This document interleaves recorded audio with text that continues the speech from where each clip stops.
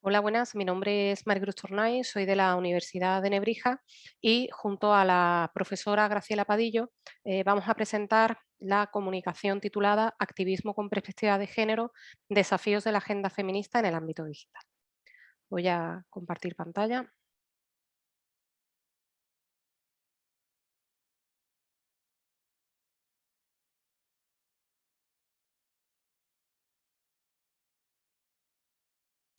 Bueno, en primer lugar, es conveniente y pertinente situar los antecedentes, ¿no? Que se plantean para abordar los estudios de comunicación desde una perspectiva de género. En primer lugar, vemos cómo la comunicación y posteriormente las tecnologías han sido un foco de interés desde el feminismo, ¿no? Y sobre todo con ese inicio en la década de los 70, coincidiendo con la segunda ola del feminismo, cuando aparecen los estudios de la mujer y se comienza a investigar los medios de comunicación con una perspectiva de género, ¿no? En la que se identifica ese carácter androcéntrico de los medios de comunicación y la representación estereotipada de hombres y mujeres, ¿no?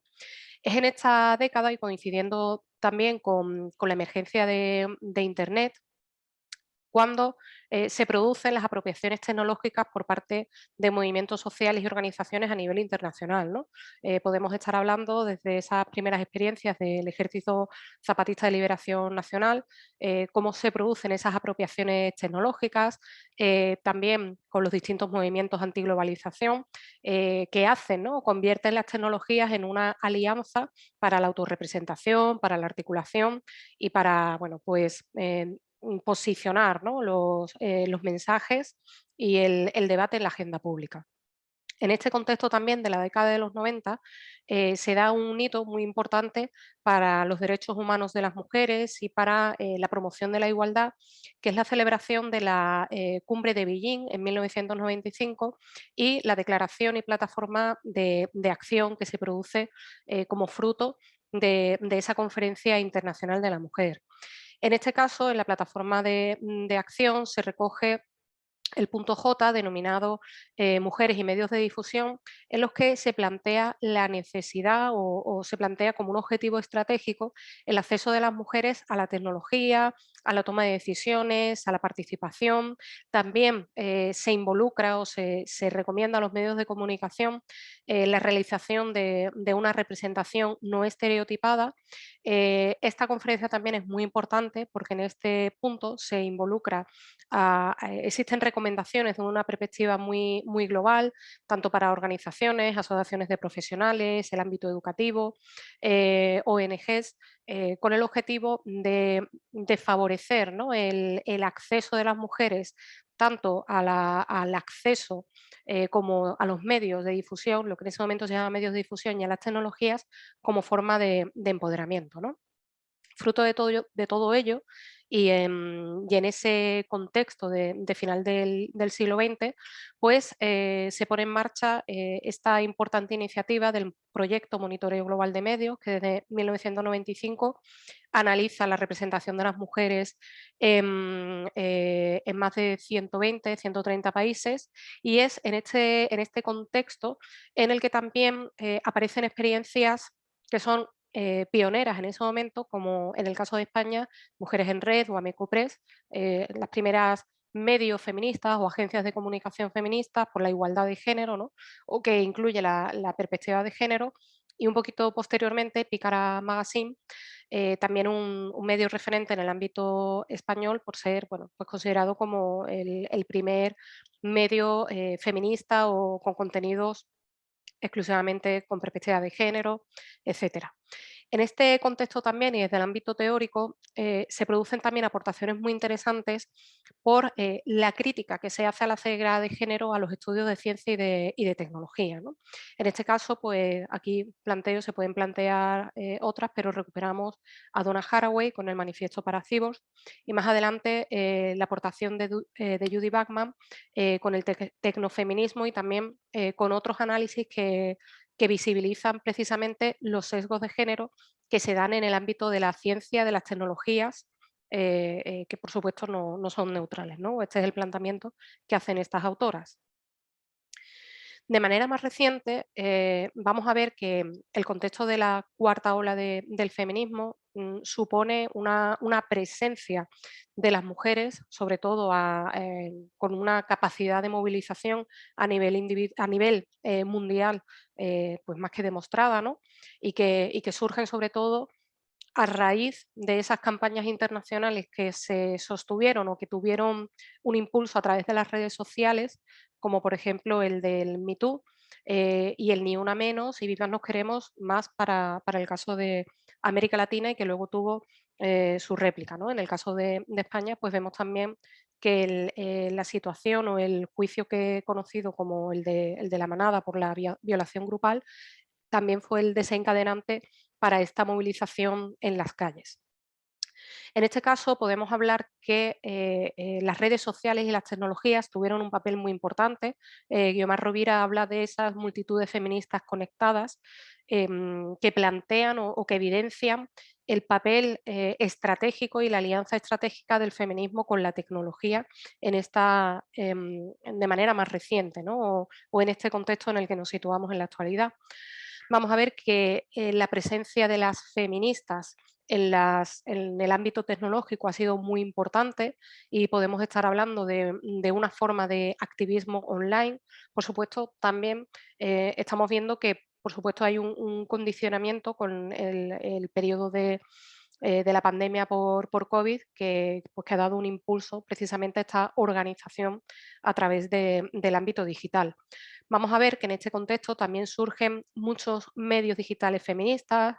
podcasts, programas radiofónicos, medios digitales, páginas, sobre todo también con presencia en Instagram, en Facebook. Hay muchas apropiaciones tecnológicas y comunicativas que aunque no pudiéramos llamar, no siempre van a ser un medio de comunicación por su carácter informativo, pero sí hay unos contenidos muy interesantes, ¿no? Y por supuesto también en Twitter. Concretamente también en este contexto de cuarta ola del feminismo, algunas autoras también plantean cómo esa cuarta ola se ha llevado también a la industria audiovisual, ¿no? Y emergen o hay un incremento de producciones dirigidas por mujeres, también en un contexto de diversidad o mm, de fomento de la diversidad, pues esta se va a reflejar en la industria audiovisual también con el reflejo en los personajes, etcétera, ¿no? Esto lo situamos como un antecedente, un contexto en el que se hace pertinente identificar cuáles son los desafíos que se han observado en la agenda feminista en el ámbito de la comunicación, las tecnologías y las redes sociales. Porque aunque lo que se ha comentado anteriormente sí puede suponer un avance, ¿no? Y todas las ventajas y oportunidades que se ha creado con esas apropiaciones del feminismo por parte de las tecnologías y en el ámbito general de las tecnologías y de los medios de comunicación, sí podríamos calificar que se trata de un escenario también de claroscuros, ¿no? En el que queremos identificar a modo también de propuesta y de reflexión cuáles son aquellos escenarios en los que el feminismo pues, debería plantear o que deberían más bien ser abordados desde la agenda feminista. Bueno, pues seguramente serán muchos más, quedarán abiertos, pero bueno, en la ponencia, en la comunicación escrita de esta ponencia, pues los abordaremos de manera más profunda. En primer lugar, nosotras hemos identificado como uno de los principales retos y desafíos, pues por supuesto la violencia y discursos de odio que se están sucediendo en el ámbito digital. Vemos que todo ese activismo feminista que acabo de mencionar ha conllevado una reacción desde los sectores más conservadores, desde esos sectores que están o que han identificado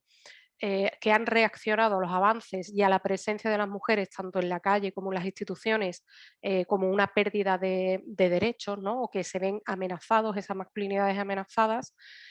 que de manera organizada, podemos decir, pues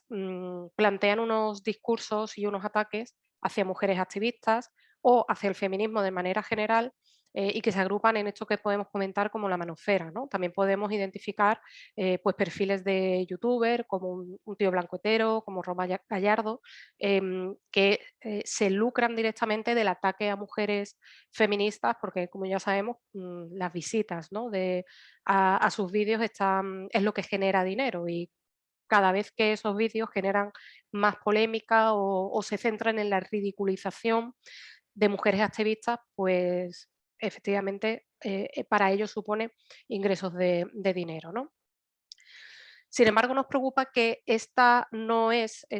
ataques a las mujeres activistas o que se dan dentro del feminismo no proceden exclusivamente de los sectores masculinos, sino que vamos a ver, y en investigaciones recientemente realizadas, hemos identificado que la polarización y la beligerancia también se da en el seno del feminismo, de tal manera que los insultos que reciben las mujeres activistas, sobre todo aquellas con notoriedad pública, no solo vienen de perfiles masculinos, con ese tipo de perfiles que acabo de mencionar, sino también entre voces que se aglutinan a sí mismas como dentro del feminismo, pero en el que hay disconformidades o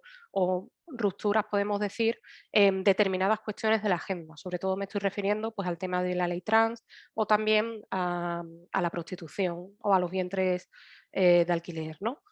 Por tanto, vemos que bueno, esto también es un problema o un desafío que debe ser resuelto. Todo ello hace que las redes sociales pues, se hayan convertido en un espacio hostil que disuade la participación y que disuade la participación porque hay muchas mujeres o mujeres activistas, ya conocemos algunas de ellas, como Cristina Fallarás, como Ada Colau, que han preferido evitar sobre todo redes como Twitter, que es la que se considera como más violenta, ¿no? Frente a ello, pues algunas propuestas que se pueden esbozar, como la alfabetización digital y mediática. Las plataformas tienen formas de denunciar contenidos. Es verdad que estas situaciones de violencia se caracterizan precisamente por la impunidad porque las plataformas no actúan de manera decisiva, ¿no? Y hay la experiencia de las mujeres activistas pues plantea cómo son ignoradas, pero también sí es verdad que se requiere, por ejemplo, de una acción colectiva que permita precisamente mm, mm, presionar a las plataformas para que esto no ocurra. Una concienciación social para que se entienda que la violencia en el ámbito digital también es una forma de violencia, no es el hecho que ocurra de manera individual y online. No disminuye el impacto de sus efectos, sobre todo en la salud mental, en la autocensura, en el coartar la libertad de expresión, y también pues, se proponen formas de comunicación no violenta para la interacción en redes sociales. En segundo lugar, también consideramos que es un desafío las formas de negocio que se han creado a partir de las redes sociales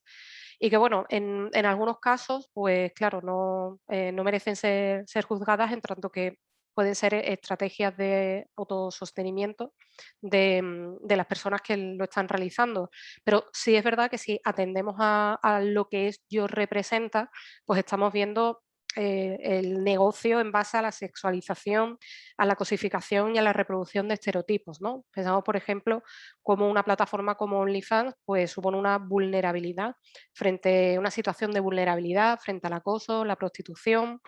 Vemos también como en el caso de mujeres influencers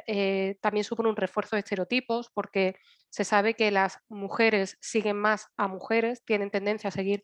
a otras mujeres y en el que se publicitan o se venden productos destinados a mujeres y bueno, pues eso puede ser considerado como un obstáculo en el horizonte de igualdad o planteado hacia la igualdad. Por otra parte, vemos también cómo si planteamos una mirada desde el punto de vista de la estructura a lo que se denomina capitalismo de plataformas, ya sabemos que hace 20 años pues Internet estaba mucho menos concentrado de lo que está ahora con la presencia protagónica de GAFAM, ¿no? De Google, Apple, Facebook, Amazon y Microsoft. Claro, esto también tiene evidentemente un sesgo de género en el que hay mayoritariamente una presencia de hombres blancos heterosexuales de la cultura anglosajona Y bueno, pues esto sí puede o pensamos que debe ser planteado como un desafío sobre el que reflexionar y pensar, en tanto que si tanto en la actualidad como en el futuro la riqueza va a estar asociada a la tecnología, vamos a ver que en este reparto las mujeres estamos excluidas y por tanto em,